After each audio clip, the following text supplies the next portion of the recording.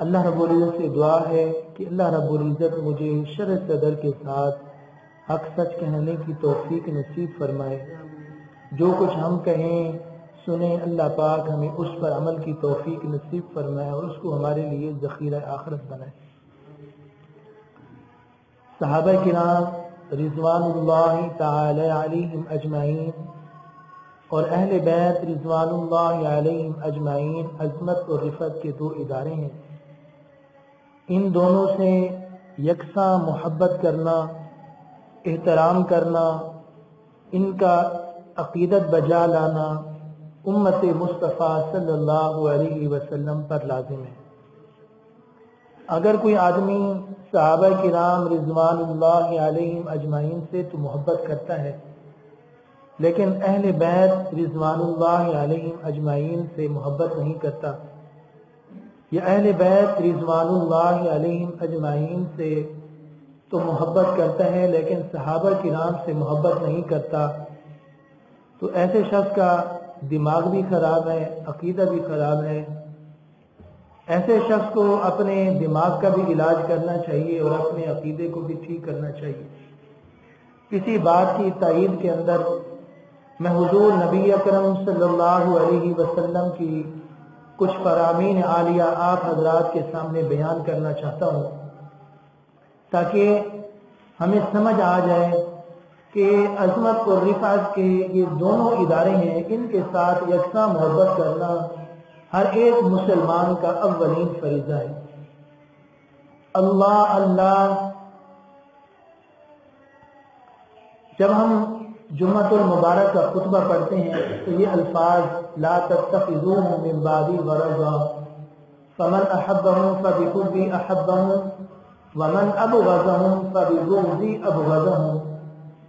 یہ الفاظ تلاوت کیے جاتے ہیں خطبے کے اندر، جن کا مطلب اور مفہوم یہ ہے، اللہ کے حبیب صلی اللہ علیہ وسلم فرما رہے ہیں اللہ اللہ کہ میرے صحابہ کے بارے میں اللہ سے ڈرتے رہنا۔ اگر تم ان سے محبت رکھو گے تو میری محبت کی وجہ سے ان سے محبت رکھو گے، اگر تم ان سے بغض رکھو گے تو میری ذات کے ساتھ بغض رکھنے کی وجہ سے ان کے ساتھ بغض رکھو گے۔ دوسری جگہ فرمایا اصحابی کالنجوم بأیہم اقتدیتم اہتدیتم، میرے صحابہ آسمان ہدایت کے روشن ستارے ہیں، ان میں سے جس کی بھی ابتدا کرو گے، جس کے پیچھے چلو گے، جس کا طریقہ اختیار کرو گے تم ہدایت پا جاؤ گے۔ اور ایک جگہ اور ارشاد فرمایا کہ میری مثال اور میرے صحابہ اہل بیت کی مثال سفینہ نوح کی طرح ہے، جو شخص اس سفینہ نوح کے اندر داخل ہو گیا، چڑھ گیا، سوار ہو گیا، وہ تو کامیاب ہو گیا۔ یہ اہل بیت اور صحابہ کرام بھی، ان کی مثال بھی سفینہ نوح کی طرح ہے۔ اگر کوئی آدمی صحابہ سے تو محبت کرتا ہے، اہل بیت سے بغض رکھتا ہے، یا اہل بیت سے تو محبت رکھتا ہے لیکن صحابہ سے بغض رکھتا ہے، فرمایا یہ آدمی اس کشتی پر سوار نہ ہوا بلکہ یہ سواری سے اتر گیا۔ جس طرح سفینہ نوح سے اترنے والا نہ چڑھنے والا آدمی ناکام ہوا، اس طرح یہ بھی ناکام ہو جائے گا۔ پرانے زمانے کے اندر دو طریقوں سے سفر ہوا کرتے تھے، ایک بحری جہاز کے ذریعے سے اور ایک اونٹوں کے ذریعے سے۔ اونٹوں پر جب سفر ہوتا، راتوں رات سفر ہوتا، راتوں کو لمبے لمبے سفر طے کیے جاتے تو راستے تو نظر نہیں آتے تھے اور نہ ہی سڑکیں بنی ہوئی تھی، تو آسمان کے جو ستارے ہیں ان ستاروں کو دیکھ کر ان کی رہنمائی کے اندر جو ہے وہ اسفار، وہ سفر طے کیے جاتے تھے۔ اسی طرح اگر کوئی بحری جہاز پانی والا سفر کرتا تھا تو پانی کے اندر تو راستہ نہیں ہوتا، گپ اندھیرا ہوتا ہے اور سمندر کی موجیں جو ہے ہوتی ہیں، تو وہاں کون سی سڑک بنی ہوتی ہے، کون سا سگنل آ رہے ہوتے تھے جس کو دیکھ کر انسان جو ہے وہ آسمان کے ستاروں کو دیکھ کر فرمایا کہ وہ سفر جو ہے وہ طے کیے جاتے تھے۔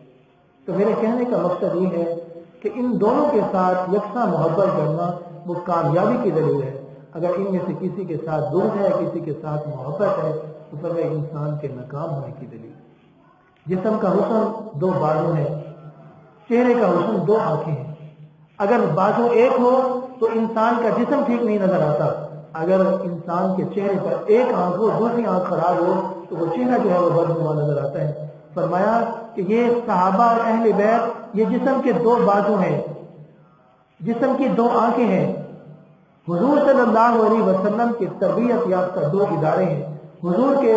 جو ہے وہ راج دولارے ہیں، امت محمدیہ صلی اللہ علیہ وسلم کے راج دولارے ہیں۔ فرمایا ان کے ساتھ یکساں محبت کرنا ہر مسلمان کا اولین فریضہ ہے۔ ایک صحابی رسول جس نے ایک نظر بھی حضور نبی اکرم صلی اللہ علیہ وسلم کی زیارت کی ہے، آپ کو ایک نگاہ دیکھا ہے ایمان کی حالت میں، اور ایمان کی حالت میں دنیا سے چلا گیا ہے،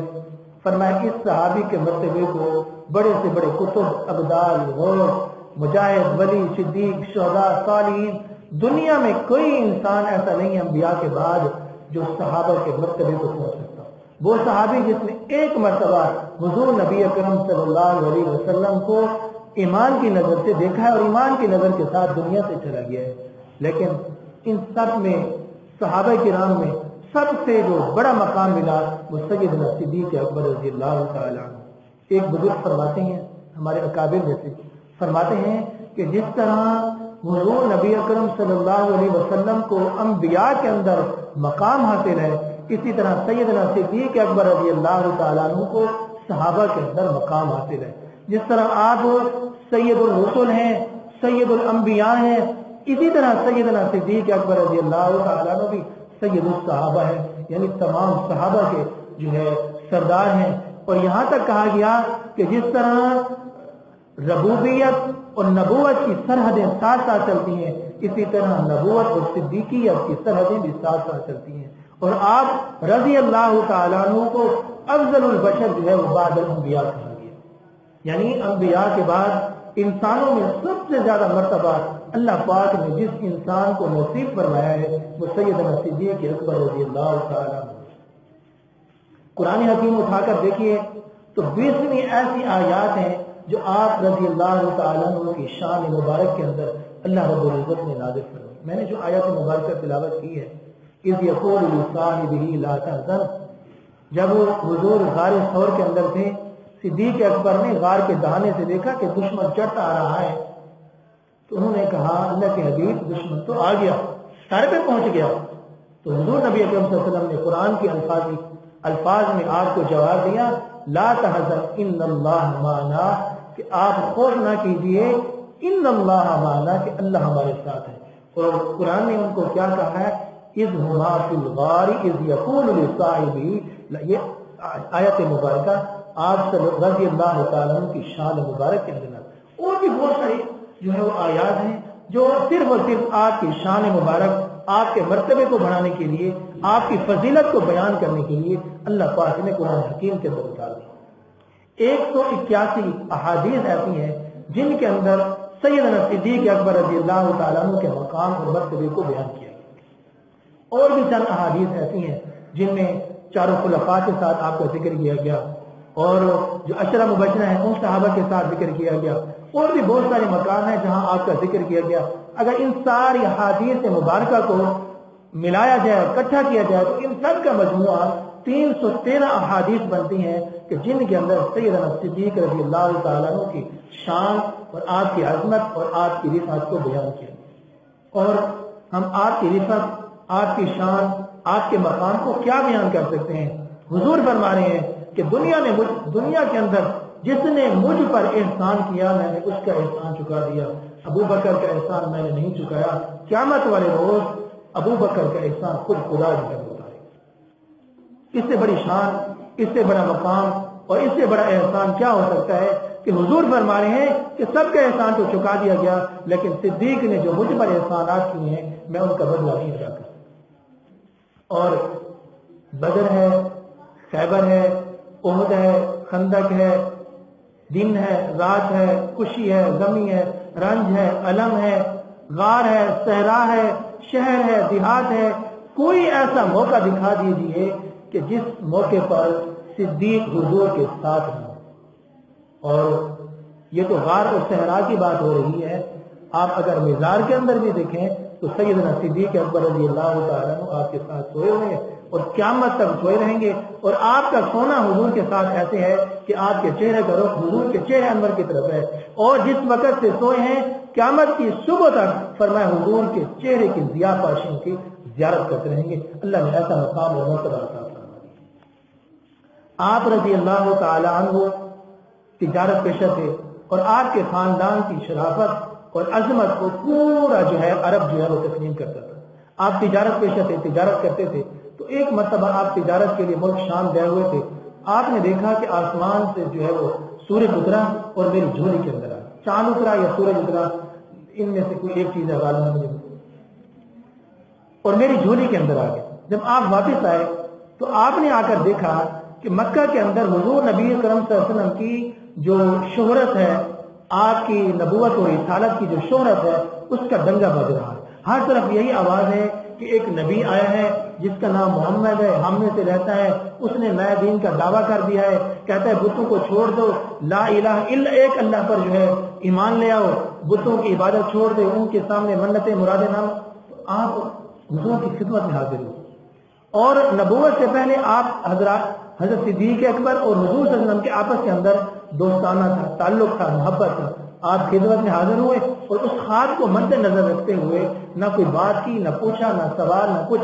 آپ صلی اللہ علیہ وسلم نے اسلام پیش کیا تو آپ نے بلا چون چرا اسلام کو قبول فرما لیا، اور خود حضور فرمایا کرتے تھے کہ جب کبھی میں نے کسی پر اسلام پیش کیا تو اس نے دلیل مانگی، اس نے جواز مانگا، اس نے کہا کہ مجھے ثابت کر کے دکھاؤ، مجھے فلاں دلیل دے دو، لیکن صدیق نے نہ دلیل مانگی اور نہ مجھ سے کسی قسم کا سوال کیا، میں نے پیش کیا اور انہوں نے اسلام کو قبول کر لیا۔ اور یہ اعزاز صرف آپ کو حاصل ہے کہ مردوں میں سب سے پہلے جس شخصیت نے اسلام قبول کیا وہ سیدنا صدیق اکبر رضی اللہ تعالی عنہ کی ذات گرامی ہے۔ اور چھٹے ساتویں یا نویں پشت کے اندر آپ کا سید صدیق اکبر رضی اللہ تعالیٰ عنہ کا سلسلہ نسب حضور نبی اکرم صلی اللہ علیہ وسلم سے جا کر مل جاتا ہے، یعنی شخصیت بھی ایسی ہے اور خاندان بھی ایسا ہے، اور اللہ نے جو اعزازات عطا فرمائے ہیں وہ اعزازات بھی ایسے ہیں۔ جب آپ مسلمان ہوئے اس وقت مسلمان چھپ کر نماز پڑھا کرتے تھے، تو آپ نے کہا کہ آج بیت اللہ کے اندر خطبہ ہوگا، علل اعلان نماز پڑھائی جائے گی، اور علل اعلان جو ہے آج تبلیغ بھی کی جائے گی۔ تو آپ صحابہ کو لے کر حضور کو لے کر وہاں چلے گئے۔ آپ نے جب تبلیغ کی حضور نبی اکرم صلی اللہ علیہ وسلم نے تو کفار مارنے کے لیے دوڑے، تو حضرت صدیق اکبر آڑے آ گیا، کہ ابھی کس کو مارتے ہو؟ تم محمد کو مارتے ہو جو ایک سچائی کا وحدانیت کا پیغام لے کر آیا ہے، اور وہ حضور کو چھوڑ کر آپ کے اوپر کفار بل پڑے اور آپ کو اتنا مارا، اتنا مارا، اتنا مارا۔ سید عائشہ صدیقہ رضی اللہ تعالیٰ عنہ فرماتی ہیں کہ میرے والد کو اتنا مارا گیا، اتنا ضد و گول کیا گیا کہ فرمایا سارے کے جس حصے پر ہاتھ لگایا جاتا وہاں سے بال ہوتے گئے جاتے۔ آپ کا چہرہ اور منہ جو ہے وہ ان کے مارنے کی وجہ سے سوجا ہوا تھا، اور پہچان بھی نہیں آ رہی تھی کہ کون آدمی ہے جس کے چہرے کو اتنا زور سے جو ہے وہ پیٹ دیا گیا۔ فرمایا آپ لہو لہان ہو گئے، آپ کو بہت زیادہ مارا گیا، آپ کی والدہ آ گئی، آپ کو اٹھایا گیا، آپ کے خاندان کے لوگ آئے جنہوں نے آپ کو آ کر چھڑایا۔ جب آپ کی آنکھ کھلی، ہوش میں آئے، تو سب سے پہلے جو سوال کیا کہ محمد کا کیا حال ہے؟ کوئی مجھے بتلا سکتا ہے کہ محمد کس حال کے اندر ہے؟ تو خاندان والے کہنے لگے اس کی وجہ سے تو مار کھا رہا ہے اور اب نام بھی اسی کا لے رہا ہے جب ہوش میں آئے۔ تو آپ نے اپنی والدہ کو کہا کہ مجھے حضور نبی اکرم صلی اللہ علیہ وسلم کی خیریت مطلوب ہے۔ انہوں نے کہا اچھا میں کوئی بھیلا کرتی ہوں۔ فرمایا کہ ام جمیل جو سیدہ، ان کا نام حضرت فاطمہ ہے، حضرت عمر فاروق رضی اللہ تعالیٰ عنہ کی ہمشیرہ، ان کو لایا گیا۔ انہوں نے آ کے بتلایا کہ حضور خیریت سے ہیں اور دار ارکم کے اندر موجود ہیں۔ تو آپ رضی اللہ تعالیٰ عنہ کو سہارے کے ذریعے لے جایا گیا، تو آپ رضی اللہ تعالیٰ عنہ وہاں گئے اور حضور کے قدموں میں گر پڑے۔ حضور نے آپ کو اٹھایا، سینے سے لگایا اور اپنی جو زانو مبارک ہے وہاں آپ کا سر رکھا اور آپ کو دلاسا دیا کہ یہ تکلیف ہے، اللہ کے راستے کے اندر کچھ نہیں ہے۔ آپ نے جس قربانی کا مظاہرہ کیا ہے، اللہ آپ کی قربانی کو عظیم کو قبول کرتے ہو، اللہ آپ کو اس کی جزا خیر عطا فرمائے گا۔ اور میں آپ کو بتاتا چلوں، جیسے میں نے شروع کے اندر عرض کیا کہ دنیا کے اندر کوئی ایسا موقع نہیں آیا، رنج و علم، خوشی غمی، کہ جس کے اندر سیدنا صدیق اکبر رضی اللہ تعالیٰ نے آپ کا ساتھ نہ دیا۔ ہر موقع پر सैयदना सिद्दीक़ अकबर रज़ी अल्लाह ताला अन्हु आपके साथ मौजूद हैं। इतना इतना इतना कि सिद्दीक़ को अक्स कमाल मुहम्मदस कहा गया। और फारसी का शेर है कि जो हुजूर के अंदर कमाल है वो सिद्दीक़ के अंदर मौजूद है, जो हुजूर का हुलिया है वो सिद्दीक़ का हुलिया है, जो सिद्दीक़ की हुजूर की गुफ्तगू है वो सिद्दीक़, यानी अपने आप को हुजूर नबी अकरम सल्लल्लाहु अलैहि वसल्लम के सांचे के अंदर जो है वो ढाल लिया। एक मौका ऐसा आया कि आप सल्लल्लाहु अलैहि वसल्लम ने अपने साथ जो साथी होते हैं सफर के लिए उसका इंतखाब जब फरमाया तो सैयदना सिद्दीक़ अकबर रज़ी अल्लाह ताला अन्हु को कहा कि आप अल्लाह ने इंतखाब फरमाया आपका कि आप इस सफर के अंदर मेरे रफीक के सफर बनेंगे। अब मैं आपको जो बात बताने लगा हूँ बहुत बड़ी कीमती बात है और ये एजाज जो है जो किस्मत वाले थे उनको नसीब हो गया। जब आप लेकर चले तो रास्ते के अंदर कोई आदमी आपसे पूछता था कि ये कौन है, तो आप कहते थे हाज़ा रजुलुन यहदीनी सबील, कि ये वो आदमी है जो मुझे सीधे रास्ते की तरफ हिदायत करता है, यानी मुझे रास्ता दिखा है। वो लोग तो ये समझते थे कि शायद इन्होंने कोई आदमी आरियतन लिया हुआ है उसको पैसे देकर कि ये मदीना की तरफ सफर कर रहे हैं और ये उनको रास्ता बतला रहा है। हालांकि जिस रास्ते की तरफ सैयदना सिद्दीक़ अकबर रज़ी अल्लाह ताला इशारा फरमा रहे हैं ये वो रास्ता है जो दुनिया की जुल्मतों से निकाल कर आखिरत के नूर की तरफ यानी जन्नत की तरफ ले जाना है। आपका इशारा उधर था। एक मौका ऐसा आया कि आप गारे सोर के दहाने पर पहुंचे। ये गारे सोर जो है जिन हजरात ने देखी है ये बहुत ऊंची गार है, इसके ऊपर चढ़ने के लिए जो है इंसान के पास ताकत और हिम्मत होना जरूरी है। आप देखा कि मेरे महबूब मेरे साथ हैं और गारे सोर की चढ़ाई तो बड़ी मुश्किल है, तो आपने हुजूर को एक छोटी सी ख्वाहिश का इजहार फरमाया कि अल्लाह के हबीब आप मेरी बात मान लीजिए, आप मेरे कंधों पर सवार हो जाइए, मैं आपको उठाकर जो है वो गारे सोर पर ले जाऊंगा। अब देखिए कि सारी दुनिया जो है इस तलाश के अंदर है कि कहीं हमें हुजूर का चेहरा दिखाई दे, हम हुजूर की ज़ियारत कर लें। आज सिद्दीक़ अकबर के एजाज की क्या बात है कि आप सल्लल्लाहु अलैहि वसल्लम सिद्दीक़ अकबर के कंधों पर सवार हैं और आपकी रहमत वाले हाथ सैयदना सिद्दीक़ अकबर रज़ी अल्लाह ताला अन्हु के सर पर है। और जब आदमी किसी के ऊपर सवार होता है, बच्चे को बिठाते हैं, तो उसके सर उसका हाथ जो है आदमी के सर पर ही होता है। गालिबन हुजूर ने हाथ भी उधर ही रखे होंगे। आज सैयदना सिद्दीक़ अकबर रज़ी अल्लाह ताला अन्हु के कमाल जाइए कि आपकी रहमत वाले हाथ सैयदना सिद्दीक़ अकबर रज़ी अल्लाह ताला अन्हु के सर पर आ गए। एक सहाबी रसूल है, वो बचपन के अंदर मुसलमान नहीं थे तो अजान की जो है वो नकल किया करते थे। मुसलमान वहां से गुजरते तो अजान। एक मरतबा हुजूर किसी काफिले के साथ थे तो आपने पड़ाव किया हुआ था, बच्चे जो है वो खेल खेल में अजान कह रहे थे, तो आप सल्लल्लाहु अलैहि वसल्लम ने उन बुलाया तो बच्चे भाग गए। हुजूर ने सहाबा को कहा इनको पकड़ के मेरे पास, तो वो सहाबी रसूल हुजूर के करीब लाए गए। वो सहाबी रसूल हुजूर के करीब लाए गए। हुजूर सल्लल्लाहु अलैहि वसल्लम ने पूछा कि आप क्या कह रहे थे, तो उन्होंने बतलाया कि मैं अजान के कलिमात कह रहा। तो हुजूर ने कहा पढ़कर दिखा। उन्होंने पढ़कर दिखाया तो हुजूर ने मोहब्बत और शफकत के साथ उनके सर पर हाथ फेरा। बस ये शफकत वाले हाथ जिसके सर पर लग गए उसकी तो दुनिया और आखिरत संवर गई। हुजूर ने हाथ फेरे तो उन्होंने सारी जिंदगी हुजूर जिस तरफ आपने हाथ फेरा था उन्होंने वो बाल ही कटवाना छोड़ दिए कि अब हुजूर नबी अकरम सल्लल्लाहु अलैहि वसल्लम ने अपनी रहमत और शफकत और मोहब्बत वाले हाथ मेरे सर पर रख दिए हैं, अब आज के बाद मैं इन बालों को भी नहीं, और सारी जिंदगी वो बाल नहीं कटवाए। और सैयदना सिद्दीक़ अकबर गारे सोर की चढ़ाई चढ़े हैं और आपके हाथ जो है सिद्दीक़ अकबर रज़ी अल्लाह ताला अन्हु के हाथों पर है और सर पर है, और ये एजाज सिद्दीक़ अकबर रज़ी अल्लाह ताला अन्हु को ही हासिल हुआ। जब ये हिजरत का सफर हुआ तो इस हिजरत के सारे सफर के अंदर सैयदना सिद्दीक़ अकबर रज़ी अल्लाह ताला अन्हु के खानदान ने हुजूर सल्लल्लाहु अलैहि वसल्लम की खिदमत के बेमिसाल कुर्बानी दी, बेमिसाल खिदमत की, और खिदमत के सारे एजाज जो है वो अपने जिम्मे ले ली। सैयदा अस्मा रज़ी अल्लाह ताला अन्हा सैयदा आयशा सिद्दीक़ा रज़ी अल्लाह ताला अन्हा की हमशीरा हैं, सैयदना सिद्दीक़ अकबर रज़ी अल्लाह ताला अन्हा की बहन है, वो घर में थी तो अबू जहल आ गया। उसने आकर कहा कि अस्मा बताओ कि तुम्हारे वालिद कहाँ हैं? तुम्हारे वालिद जहाँ होंगे मोहम्मद भी वहीं होंगे। उन्होंने कहा कि मुझे पता तो है लेकिन मैं बतलाऊंगी नहीं, मुझे पता तो है लेकिन मैं बतलाऊंगी नहीं। तो उसने गुस्से के अंदर आकर जोर से थप्पड़ मारा तो आपका सर मुबारक जो है सैयदा आसमा का एक पत्थर के अंदर जा लगा, पेशानी मुबारक जख्मी हो गई और खून जो है वो निकलने लग गया। تو حضور کے پاس جب پہنچی تو حضور نے پیشانی دیکھی، کیا ہوا، سارا ماجرا سنایا، اور ان کی خدمت دیکھیے کہ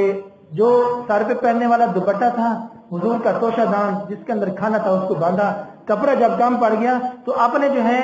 اپنے دوپٹے کو پھاڑ کر حضور صلی اللہ علیہ وسلم کے کھانے مبارک کو باندھا اور حضور کی خدمت میں لا گئی۔ تو حضور نے جو ہے اس قربانی کو، اس خدمت کو، اس جذبے کو دیکھتے ہوئے ذات النطاقین کا لقب بھی سیدہ آسماء جو حضرت صدیق اکبر رضی اللہ تعالیٰ عنہ کی بیٹی ہیں ان کو عطا فرمایا۔ اور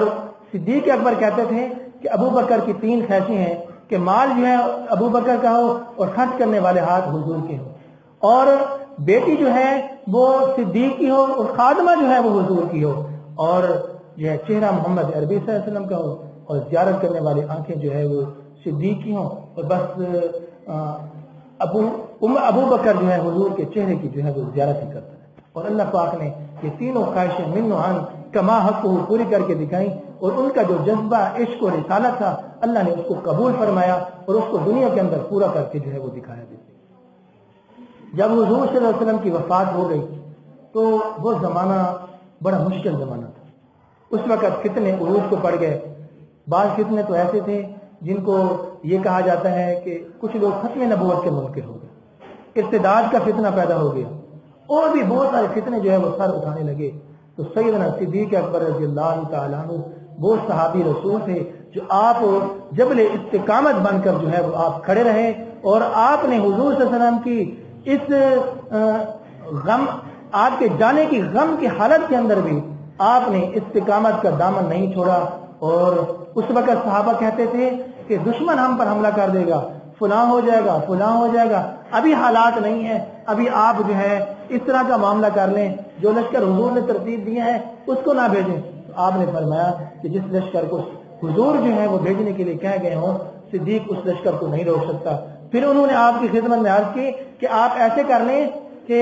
جو لشکر کا سپہ سالار حضور نے محمد اسامہ کو بنایا ہے، آپ اس کو تبدیل کر کے کسی بڑے آدمی کو جو ہے جو تجربہ بھی رکھتا ہے اس کو کہا دیں۔ فرمایا کہ جس لشکر کا امیر حضور نے بنا دی ہے، میں اس لشکر کے امیر کو بھی تبدیل نہیں کر سکتا۔ اور سیدنا عمر فاروق رضی اللہ تعالیٰ عنہ کہتے ہیں، فرماتے ہیں کہ ابو بکر جو ہے اس کی ایک رات کی قربانی، ایک رات کی نیکی اور ایک دن کی نیکی، فرمایا عمر جو ہے اپنی ساری زندگی کی نیکیاں دے کر ایک رات کی اور ایک دن کی نیکی جو ہے وہ ایک دن اور ایک رات کی نیکی عمر کی ساری نیکیوں پر بھاری ہے۔ ایک رات وہ ہے کہ جب آپ حضور صلی اللہ علیہ وسلم کو غار سور کے اندر لے گئے، وہاں آپ نے غار کی صفائی کی، ایک سوراخ جو ہے بچ گیا تو وہاں اپنی اڑی رکھ کر بیٹھ گئے، اور حضور تشریف فرما ہوئے، حضور نے آرام کیا تو وہ نانگ جو تھا اس نے جو ہے آپ کو ڈسا اور آپ نے تکلیف برداشت کی، لیکن حضور کے آرام کے اندر خلل نہیں آنے دیا۔ فرمایا اگر عمر کو جو ہے اس ایک رات کی نیکی مل جائے، عمر کی ساری نیکی مل جائے تو فرمایا پھر بھی نفع کا سودا رہا۔ دوسرا فرمایا کہ ایک دن کی نیکی ہے۔ فرمایا جب حضور کی وفات ہو گئی تو میں نے کہا کہ آپ یہ چاہتے ہو کہ دشمن جو ہے ہمارے اوپر حملہ کر دے، ہماری بچیوں کو اپنا غلام بنا لے، اپنی لونڈیاں بنا لے، فلاں ہو جائے فلاں ہو جائے۔ تو حضرت صدیق اکبر نے مجھے اس وقت جواب دیا تھا، فرماتے تھے کہ عمر کفر کے اندر تو تھا تو بڑا دلیر بنا کرتا تھا، آج اسلام کے اندر تو آ کر بزدل بن گیا ہے۔ فرمایا وہ نیکی جو ہے فرمایا عمر کی ساری زندگیوں کی نیکیوں کے اوپر جو ہے وہ بھاری۔ اور فرمایا ایک موقع ایسا آیا کہ میں نے کہا کہ آج جو ہے عمر جو ہے وہ صدیق سے بڑھ جائے گا نیکیوں کے اندر۔ وہ موقع ایسا تھا کہ حضور نے اعلان فرمایا کہ جہاد کے لیے جو ہے مال جمع کیا جائے، چندہ جمع کیا جائے، تو ہر صحابی نے جوش و خروش جذبے کے ساتھ جو ہے اپنا مال پیش کیا۔ فرمایا میں اب حضور نے مجھ سے پوچھا عمر آپ کیا لائے ہو؟ تو فرمایا کہ میں نے عرض کی اللہ کے حبیب جتنا میں مال لایا ہوں اتنا میں گھر چھوڑ دیا، یعنی آدھا مال میں گھر کا اٹھا کر لے آیا ہوں۔ تو صدیق اکبر سے پوچھا گیا تو فرمایا صدیق اکبر رضی اللہ تعالیٰ نے کہا کہ اللہ اور اس کے رسول کو گھر چھوڑ کر آیا ہوں، جو کچھ گھر کے اندر تھا وہ سارا میں یہاں لے کر آیا، اور جسم کے اوپر قیمتی لباس تھا اس کو بیچ کر ٹاٹ کا لباس پہن لیا۔ حضرت جبریل امین تشریف لائے تو ٹاٹ کا لباس پہنا ہوا، حضور پوچھ رہے ہیں کہ جبریل امین آج ٹاٹ کا لباس کیوں پہنا ہوا ہے؟ انہوں نے کہا میں نے نہیں پہنا ہوا، سارے آسمان کے فرشتوں نے بھی پہنا ہوا۔ کیوں بھائی؟ آج صدیق نے ٹاٹ کا لباس پہنا ہے تو اللہ نے فرمایا کہ جبرائیل سارے ملائکہ کو کہہ دو کہ آج وہ صدیق کی سنت ادا کریں، آج وہ بھی ٹاٹ کا لباس پہنے۔ فرمایا میں تو یہ چاہتا تھا کہ آج میں صدیق سے بازی لے جاؤں گا، لیکن عمر جو ہے وہ صدیق سے نیکیوں کے اندر جو ہے وہ کبھی بھی بازی نہیں ہے۔ جب آپ کی وفات کا وقت آیا تو آپ نے اپنی بیٹی سید عائشہ رضی اللہ تعالیٰ عنہ کو کہا کہ میرے نئے کپڑے جو ہیں ان کے اندر مجھے کفن نہ دینا، میرے پرانے کپڑوں کے اندر مجھے کفن دے دینا۔ تو انہوں نے کہا کہ میں آپ کو نئے کپڑوں میں کفن دے سکتی ہوں، تو فرمایا نیا لباس جو ہے وہ زندوں کے لیے بہتر ہے، مجھے پرانے لباس میں کفن، اور جب میں مر جاؤں میرا جنازہ ہو جائے، مجھے کفنا کے میرا جنازہ پڑھ کے فرمایا حضور کے روضے پر لے جانا، اجازت طلب کرنا، اگر اجازت ملے تو مجھے دفن کرنا، نہیں تو مجھے جو ہے مسلمانوں کے عام قبرستان کے اندر دفن کر۔ فرمایا آپ کو لے جایا گیا تو فرمایا کہ ایک دوست کو ایک دوست کے پاس جو ہے وہ آنے دو، اور حضرت صدیق اکبر رضی اللہ تعالیٰ عنہ کو حضور کے پہلو کے اندر جو ہے وہ مدفون کیا گیا، اور قیامت تک حضور نبی اکرم صلی اللہ علیہ وسلم کے ساتھ رہیں گے، اور جب قیامت والے دن اٹھیں گے سب سے پہلے جس شخصیت پر نظر پڑے گی آپ رضی اللہ تعالیٰ عنہ کی، وہ محمد عربی صلی اللہ علیہ وسلم کی ذات گرامی ہے رضی اللہ تعالیٰ عنہ۔ پچھلے دنوں کے اندر ایک آدمی جس کا حسب نسب غیب ہے، میں ایسے ایک مسلمان کا حق ہے کہ جو صحابہ کے بارے میں اپنی زبان کو غلیظ رکھتا ہے، گندا رکھتا ہے، تو فرمایا اس آدمی کے بارے میں، اس کے حسب نسب کے بارے میں مسلمان کو نرم رویہ اختیار نہیں کرنا چاہیے۔ میں کہہ رہا ہوں کہ وہ آدمی جس کا حسب نسب غیب ہے، اس نے سیدنا صدیق اکبر پچھلے دنوں بھی ہوا محرم الحرام کے اندر، اور پچھلے دنوں واقعہ ہوا وہاں خیبر پختونخوا کے اندر، وہ جو برادری ہے ان کے 11 اشخاص مارے گئے، تو مارنے والے کچھ لوگ، فائدہ اٹھانے والے کچھ لوگ، اور اس موقع پر جو تبرہ ہوتا ہے وہ حضور کے صحابہ پر ہوتا ہے کہ حضور کے صحابہ جو ہے اتنے لاوارث ہیں کہ ان کے بارے میں بات کرنے والا کوئی نہیں ہے۔ جس کسی کو جو ہے اپنی ماں کا پتہ نہیں ہے، اپنے باپ کا پتہ نہیں ہے، اپنے حسب نسب کا پتہ نہیں ہے، اور وہ منبر اور محراب پر بیٹھ جاتا ہے اور صحابہ کی شان کے اندر گستاخی کرنے لگ جاتا ہے، میں یہ کہتا ہوں کہ ایسے شخص کا دماغ بھی خراب ہے، عقیدہ بھی خراب ہے، اور اس کا نسب بھی خراب ہے۔ اس کو صحابہ کے اوپر تبرہ بازی کرنے کی بجائے اپنی ماں سے جا کر پوچھ لینا چاہیے کہ میری اماں جی مجھے بتلا تو دو میرے ابا کون ہے، فلاں میرا ابا ہے، فلاں ہے، فلاں سینکڑوں اس کے ابا ہوں گے جس نے اس طرح کا معاملہ کیا کہ سیدنا صدیق اکبر رضی اللہ تعالیٰ عنہ کی شان کے اندر نعوذ باللہ گستاخی کرنے کی جو ہے وہ جرأت اور جسارت کی ہے۔ اور ہم سب کو جو ہے ایک متفقہ طور پر جو ہے یہ عزم کرنا چاہیے، اور یہ اعلان کرنا چاہیے، اور یہ عقیدہ اپنانا چاہیے کہ صحابہ کرام رضوان اللہ علیہم اجمعین کی حرمت، عزت اور عظمت پر کوئی کمپرومائز نہیں۔ اگر کوئی ایسا آدمی کرے گا تو فرمایا پھر ہماری عدالتیں جو ہے وہ انہوں نے اپنی عزت اور شان کو گروی رکھ دیا ہے، لیکن جو صحابہ کے پروانے ہیں انہوں نے اپنی تلواروں کو،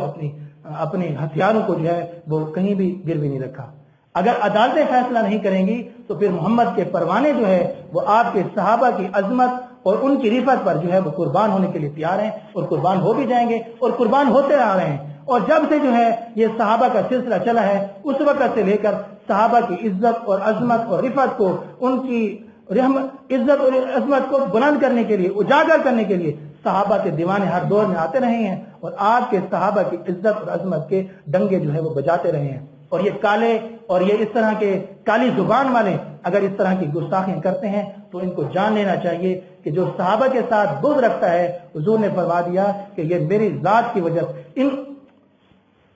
یہ لوگ کہتے ہیں کہ ہم اہل بیت سے محبت کرتے ہیں۔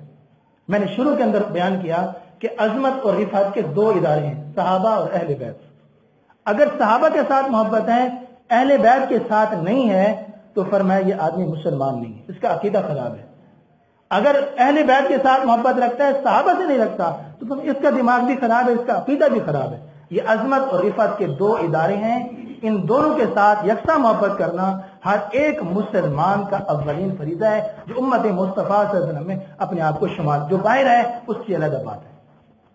وہ اگر امت کے اندر اپنے آپ کو شمار نہیں کرنا چاہتا تو وہ اس کی قسمت، اس کے نصیب کی بات ہے۔ اگر امت محمدیہ میں، اور یہ لوگ نام نہاد لوگ جو اہل بیت کی محبت کا دعویٰ کرتے ہیں اور بھونتے صحابہ پر ہیں، فرمایا یہ اہل بیت سے بھی محبت نہیں کرتے، صرف ان کا نام لے کر، اور ان کا نام لے کر جو ہے انہوں نے جو ہے اپنا پیٹ پالا ہوا ہے، اور نعوذ باللہ صحابہ پر جو ہے وہ تبرک کرتے ہیں۔ میں نے شروع میں عرض کیا کہ قرآن حکیم نے فرمایا اذ یقول لصاحبہ لا تحزن ان اللہ معنا، کہ اللہ فرما رہے ہیں کہ بے شک اللہ جو ہے وہ تمہارے ساتھ ہے، نبی ہے اور صدیق ہے، دونوں کے بارے میں اللہ فرمایا ان اللہ معنا۔ یہ نہیں کہا تھا کہ اے میرے محبوب اللہ تیرے ساتھ ہے، بلکہ ان اللہ معنا جمع کا صیغہ بیان کیا۔ دو اگر جمع ہو، دو کو بھی جمع کے صیغے میں لایا جاتا ہے، تین کو بھی جمع کے صیغے میں، اور صدیق اکبر غار کے اندر موجود تھے، تبھی اللہ نے کہا ان اللہ معنا، کہ اے میرے محبوب تم غم نہ کرو، اللہ تمہارے ساتھ ہے، تمہیں پریشان ہونے کی ضرورت نہیں ہے۔ اور جس کی عظمت اور رفعت اللہ خود بیان کرے قرآن حکیم کے اندر، حضور اپنے احادیث کے اندر فرمایا اگر کوئی آدمی ایسا ہے کہ جو چاند کے اوپر تھوکنے کی کوشش کرتا ہے تو وہ تھوک اس کے منہ کے اوپر آئے گی، اس کو جو ہے وہ کوئی جو ہے وہ کسی قسم کا چاند کے اوپر وہ تھوک، اس کو کسی قسم کا مسئلہ نہیں ہوتا۔ آپ میری بات سمجھ گئے ہوں گے۔ اور یہ صحابہ جو ہیں یہی ہمارا کل اثاثہ ہے۔ ان کی محبت اگر ہمارے دل کے اندر ہے اور ان کی عظمت اور رفعت ہمارے دل کے اندر ہے تو ہمارے پاس بہت بڑا سرمایہ ہے۔ ایمان کے بعد صحابہ کی محبت ہی ہمارا سرمایہ۔ اگر صحابہ کی محبت نہیں ہے اور ہم صحابہ کی محبت اور عظمت پر کمپرومائز کر سکتے ہیں تو پھر ہمیں اپنے ایمان کی جو ہے وہ تجدید کرنی چاہیے۔ اگر اس طرح کا کوئی واقعہ ہوتا ہے خاموش نہیں ہونا چاہیے، بلکہ صحابہ کرام رضوان اللہ علیہم اجمعین کے ذکر کو بلند کرنا چاہیے۔ گھروں میں بیٹھ کر، مسجدوں میں بیٹھ کر، محفلوں میں بیٹھ کر آپ رضی اللہ تعالیٰ عنہ کی شان کو بیان کرنا چاہیے کہ آپ نے فرمایا کہ میرے دو وزیر ہیں دنیا کے اندر، ایک وزیر جو ہے وہ صدیق ہیں، ایک وزیر جو ہے وہ میری عمر ہے۔ جن کو آقا نے اپنا وزیر کہا ہو ان کے بارے میں کتے تو اپنی زبان جو ہے زبان سے بک بک کرتا ہے، تجھے پتہ ہونا چاہیے کہ وہ اللہ کے اتنے پیارے تھے کہ اللہ نے قرآن کے اندر بھی ان کے ذکر کو بلند کر دیا۔ اور آپ اس طرح کی باتیں کر کے اپنے خود سے وطن اور اپنے نسب کے بارے میں لوگوں کو شکوک و شبہات میں ڈالنے کے لیے کرتے ہو، اور ان کی شان کے اندر، ان کی رفعت کے اندر کسی قسم کی کوئی کمی نہیں ہونے والی۔ شروع میں نے ایک شعر پڑھا حضرت حسان بن ثابت رضی اللہ تعالیٰ عنہ کا، ما ان مدحت محمدا بمقالتی ولکن مدحت بمقالتی بمحمدی۔ حسان فرماتے ہیں کہ میں حضور کی تعریف اس لیے نہیں کر رہا کہ حضور میری تعریف کے محتاج ہیں، لیکن جب میں حضور کی تعریف کرتا ہوں تو حضور کی تعریف کرنے سے میرے کلام کی شان بڑھ جاتی ہے۔ ہم صدیق اکبر ہماری تعریف کے جو ہے محتاج نہیں ہیں، اللہ کے نبی نے ان کو سرٹیفکیٹ عطا فرما دیا ہے کہ وہ صدیق جو ہے میرے پہلو میں سوئے ہوئے ہیں، قیامت کے دن میں ان کا ہاتھ پکڑ کر ان کو جب بھی ڈال کر جو ہے وہ میں جنت کے اندر جو ہے وہ لے جاؤں گا۔ ہاں اگر ہم کسی کے دروازے پر بھیک مانگنے کے لیے جائیں، ہم کہتے ہیں کہ تیرے جو پیارے ہیں اللہ ان کی زندگی رکھے، اللہ ان کو سکون عطا فرمائے، تو جس کے دروازے پر جاتے ہیں اگر اس کے بچوں کی تعریف کریں، اس کے بچوں کی خیر مانگیں تو وہ خوش ہوتا ہے اور خوش ہو کر جو ہے وہ ہمیں بھیک عطا فرما دے۔ ہم اللہ کے دروازے پر اللہ کے حبیب کے جو صحابہ ہیں اگر ان کی تعریف کریں گے، ان کی تعریف کے اندر کوئی فرق نہیں پڑتا۔ اللہ نے جو ان کو مقام دے دیا ہے رضی اللہ عنہم ورضوا عنہ، ان کی شان کے اندر نہ کمی ہوئی ہے نہ ہماری تعریف سے جو ہے ان کی شان بلند ہو جائے گی۔ ہاں یہ ہے کہ شاید کسی نہ کسی نیکی کو اللہ بہانہ بنا کر ہمارے کسی کام کو، کسی عمل کو، کسی بات کو اللہ قبول فرما کر جو ہے ہمارے لیے نجات کا جو ہے وہ فیصلہ فرما دیں تو ہمارے لیے یہ کافی ہے۔ اللہ پاک سے دعا ہے کہ اللہ پاک مجھے اور آپ سب کو عمل کی توفیق نصیب فرمائے۔ وآخر دعوانا الحمدللہ۔